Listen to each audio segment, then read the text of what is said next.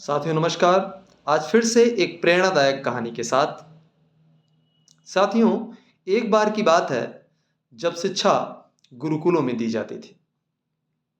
उस समय एक वरदराज नाम का लड़का अपने घर से शिक्षा ग्रहण करने के लिए गुरुकुल जाता है।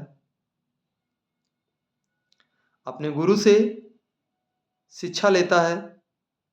शिक्षा लेने के दौरान उसके अन्य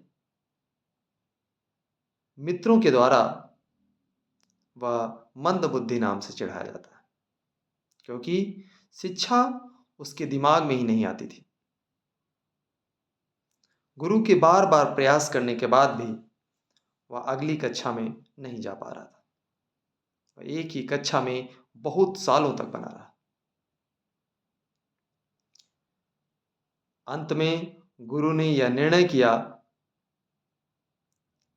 कि वरदराज को घर भेजना है और वरदराज वहां जाकर घर के कार्यों में सहायता करेगा।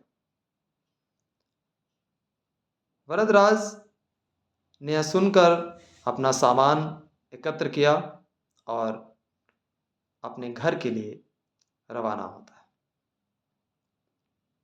वरदराज जब रास्ते में था तो उसे प्यास लगी। एक कुआं दिखता है और उस कुएं के पास वरदराज जाता है। कुएं के पास स्थित एक विशाल पत्थर पर निशान देखकर वो अचंभित सा महसूस होता है। वहां पर स्थित एक स्त्री से पूछता है, माता, ये निशान इस मजबूत पत्थर पे कैसे पड़े? स्त्री समझाती है कि बेटा, इस मजबूत पत्थर पे एक कोमल रस्सी के बार बार आने जाने से यह निशान पड़े।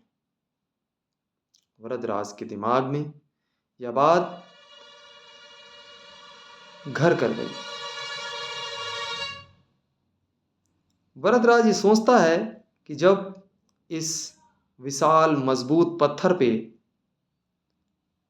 कोमल रस्सी के बार बार आने से निशान पड़ सकते हैं, तो हमारे दिमाग में शिक्षा के बार बार अभ्यास करने से शिक्षा क्यों नहीं आ सकती?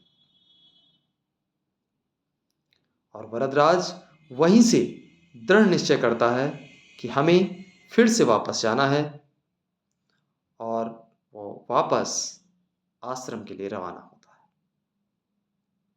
आश्रम पहुंचकर वहां अपने गुरु से विनम्र निवेदन करता है कि गुरुजी, मुझे फिर से एक बार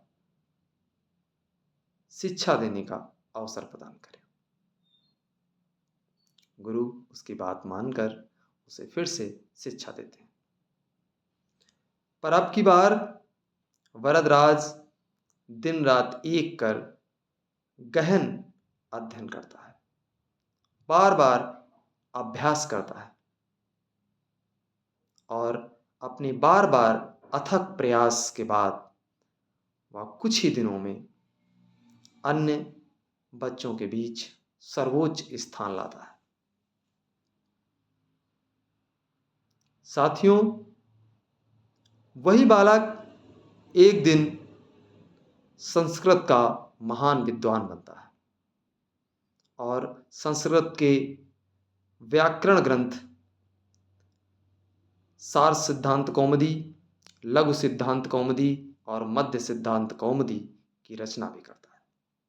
यह वही बालक जो सभी के बीच मंद बुद्धि के नाम से जाना जाता था और उसका उपहास होता था, किंतु जब उसने दृढ़ निश्चय कर लिया कि मुझे बार बार अभ्यास करके शिक्षा ग्रहण करनी है, तो उसने कर दिखाया। साथियों, हम सभी को भी इस कहानी से यह शिक्षा अवश्य लेनी चाहिए।